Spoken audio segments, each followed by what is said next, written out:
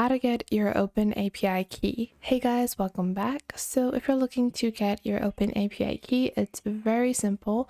All you have to do is head on over to platform.openai.com. Once you're over here, you can click on sign up on the top right, or just click on login if you already have an account.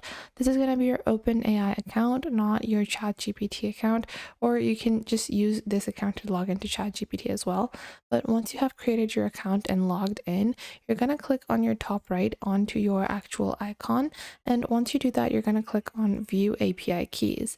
Now, once you click on View API Keys, you're going to find your key over here. And then what you're going to do is that you're just going to click on Create New Secret Key. Now, over here, you can add a name and a optional item. So whatever your API key you want to create, you're going to add that over here. Then you have your default organization for your key as well. So this is a personal key, and make sure to not share this API with anyone else, because this is going to be your personal secret key and you're not going to be shown or, given this key by anyone else other than your OpenAI platform. So I hope you guys found this video helpful. Make sure to leave a like and subscribe.